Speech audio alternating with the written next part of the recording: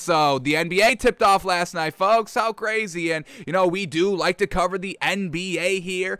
Just unfortunate that the NBA season and the NFL season are lining up this year. Last year was great because, you know, it was basically basketball season, then football season because of the whole COVID thing of rescheduling from the 2019 or 2020, however that worked out. It's been a wonky 2 years, folks. I don't know how it all worked out, but here we are. So, we are going to introduce a new segment here at Takes by Fans, and that's going to be our Daily 10, folks, our NBA Daily 10. We will set aside the first 10 minutes of the show of breaking down the NBA. Gotta still talk about the NBA, and you know we can get carried away over here sometimes with the timing and everything, so we have to set a clock, we have to set a timer so we stick to the 10 minutes. We will go a little bit more in-depth in the NBA when we have free time on the shows, like Saturday shows, a little bit extra free time so we can go a little bit deeper in there. And then as the NFL season progresses, when we get to the playoffs and there's extra time in the show, and then obviously when the NFL season is officially over, we will go definitely big time in deep with the NBA. But during the NFL season, we are going to have the NFL season take precedent over the NBA, but we still want to allot a couple of minutes in the show every single day because we get basketball every single day, and I'm all about that. So without further ado, folks, are y'all ready for the first NBA 10 of the season? Well, we got to cue it up. All right, we got the clock up. Clock is up. As soon as we hit the clock, we got to go, folks. We've got no time to play around in the show and all of that. So here we go. Let's start. And I hate this, and we're going to have to figure out something else because every time I click on this this clock, I lose my cursor, and it's driving me absolute bonkers, folks. Here we go. We just got it back. I found a secret. I don't know if it works all the time, but it worked this time, so let's knock on wood so it keeps working. But here we go. Let's start the timer, and the timer for our first NBA 10, next 10 minutes, exclusively NBA. Y'all ready? Here we go. Clock is started. Alrighty. Well, the NBA tipped off last night, but before we get to the action, folks, y'all know we love the rings here. And sheesh, the Bucks just unveiled their rings, and man, they are gleaming, folks. Truly gleaming. Just like the Bucks rings that we gushed, and we absolutely love those Tampa Bay Buccaneers Super Bowl rings. These Bucks rings are absolutely right on par with those Bucks rings. Absolutely fantastic. You can go topless with the ring, and that's what we love. You pop the top off, and then the Bucks went one step further with those Tampa Bay. I'm talking about Bucks and Bucks. I can't believe it. But the Tampa Bay Buccaneers rings went topless, and that's all you could really do with it. Just have a nice little top, top of the ring. But the Milwaukee Bucks championship rings,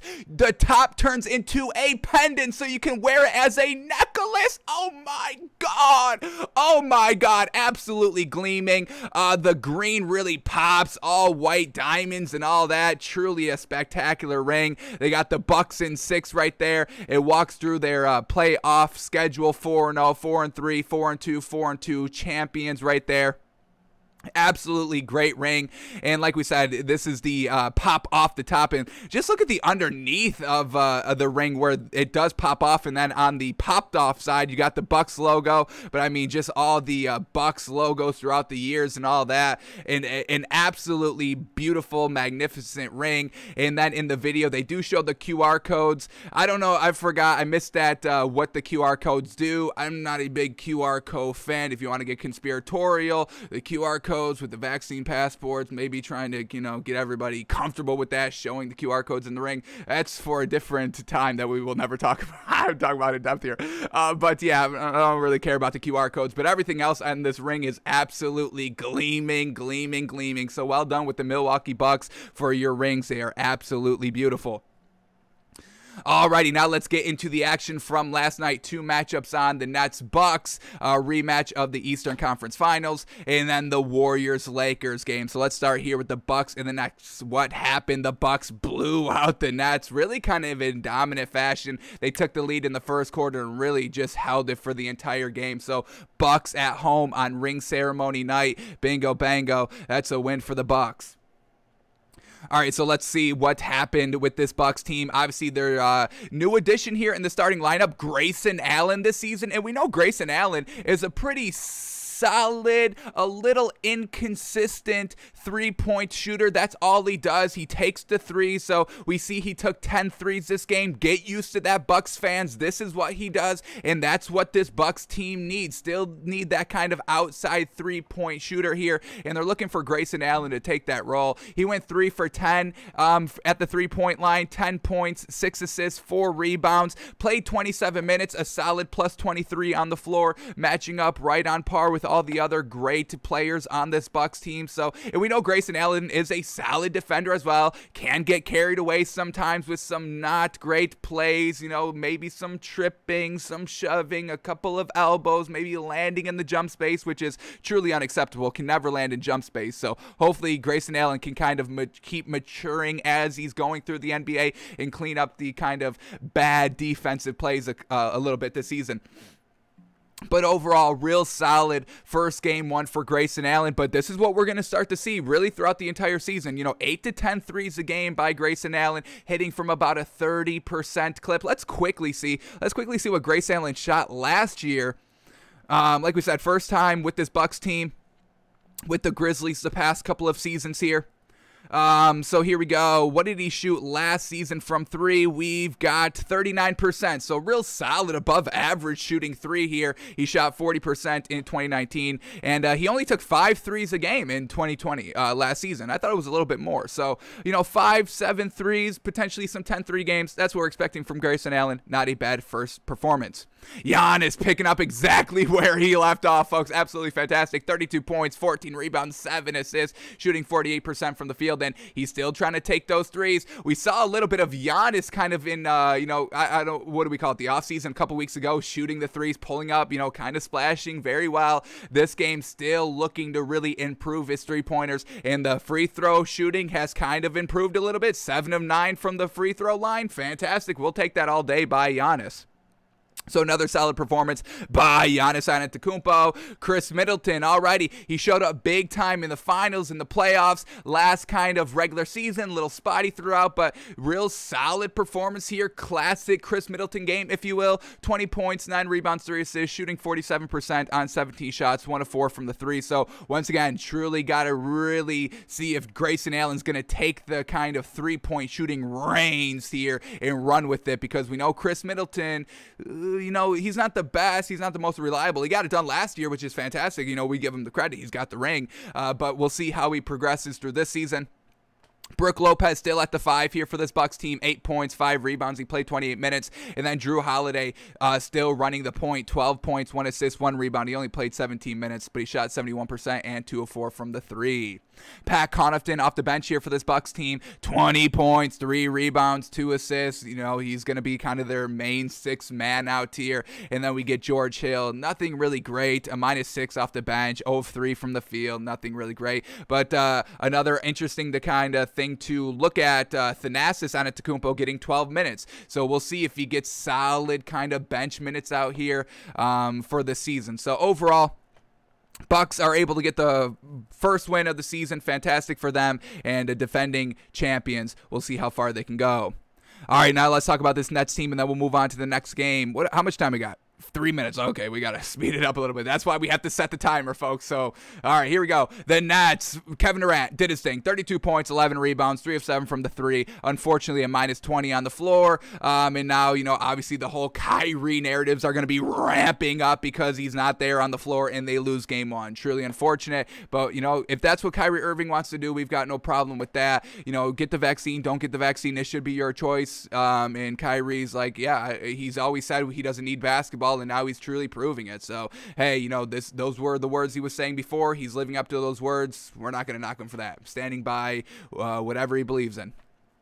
James Harden, 20 points, 8 assists, 8 rebounds. He's playing the 1 here. Joe Harris, 9 points, 2 assists, 2 rebounds. They've got Nicholas Claxton at the 5. We'll see how that works. Obviously, this was a tough game for him because he's going against the Bucks, you know, so they got a lot of beef down low. And Nicholas Claxton still really coming into his own here, still young here. But overall, 12.7 rebounds in 24 minutes. Not terrible overall here. And it's going to be interesting to watch Nick Claxton really kind of grow this season.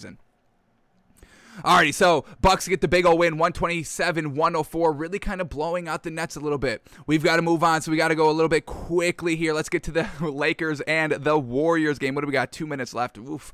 Alrighty, I'm dreading that buzzer, but here we go. Warriors, Lakers. Let's start with this Lakers team. Unfortunately, they kind of squandered this game, and now the big narrative is Russell Westbrook. He was the worst performing Laker by far, and it's truly unfortunate. We have the same discussion every single season, folks. Russell Westbrook, the turnovers, the inefficiency, never getting, deep in the playoffs because of that, and it all showed up game one. Now, granted, this is the, new big three here with this Lakers team, so it could take a couple of games to truly get it under wraps here and truly figure out how they need to work Russell Westbrook into this offense, but he's playing the one, obviously, 8 points, 4 assists, 5 rebounds. He only had 4 turnovers, which, going back to last season, we kind of allowed him about 6 turnovers a game just because of his style of play, kind of warrants a little bit more turnovers because he goes 100,000% every single second of the game.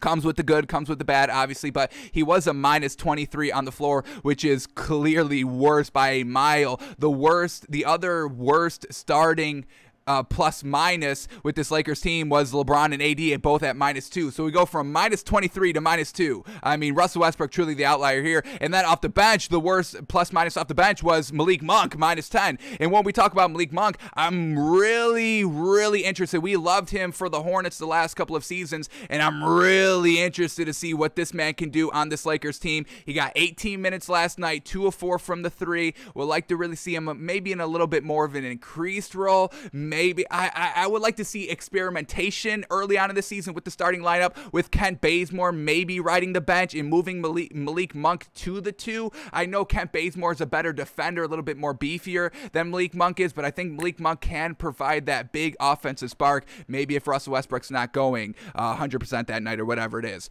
LeBron and AD both did their things. 34 points for LeBron, 11 rebounds, shooting 5 of 11 from 3. Anthony Davis, 33 points, 11 rebounds, shooting 57% from the field. DeAndre Jordan at the 5, we're going to kind of need to see, and that's the buzzer right there, damn. All right, let's finish it up real quickly here. Andrew Wiggins for this Warriors team, doing classic Andrew Wiggins things that we saw from last season. 12 rebounds, 12 points, 7 rebounds, 2 of 5 from the 3. Classic Andrew Wiggins scoring right there. Maybe a little lackluster, maybe a little bit. Steph Curry, 21 points, 10 assists, 10 rebounds, first triple-double of the season for the man. Give the man credit. 2 of 8 from the 3, so it wasn't hitting, but they still won the game. And then they got Kevon Looney at the 5 here. We'll see if that's good, if that's going to be able to hold up here for this Warriors team. So overall, between the Warriors and the Lakers, I don't really like their 5s. DeAndre Jordan, then, Dwight Howard. We still like Dwight Howard off the bench here, but, he's not really a starter. He played 12 minutes. That's all he's been doing the last couple of seasons here, playing like 15 minutes coming off the bench here. So I don't know how great the 5s are going to be here for the Lakers, and we'll see how long Anthony Davis plays at the 5, because he says, hey, I've got no problem playing the 5, but then as the season progresses, he moves away from the 5. So we'll be interested to see how long Anthony Davis plays at the 5 for the majority of the game, because if they don't have him at the 5, I'm not believing in DeAndre Jordan and Dwight Howard. It's just unfortunate. I like Dwight Howard off the bench. I don't like DeAndre Jordan in a starting role though. So we'll see how that goes. But Lakers lose the first game, 121-114. Still no Klay Thompson. Truly unfortunate, but the Warriors get the win. Alrighty, folks. That is our 10, NBA Daily 10, folks. We'll see what happens tonight, and we'll come back at you tomorrow with our NBA Daily 10. We're also going to put betting in there as well. Just, the first couple of games, we're really not going to be picking lines, just to kind of get some nice, all right, what are these teams like now that they've got their new players and all that. So we'll take betting kind of maybe a couple of games, give it 2 or 3 games, and then we'll start giving our predictions and all that in our NBA Daily 10.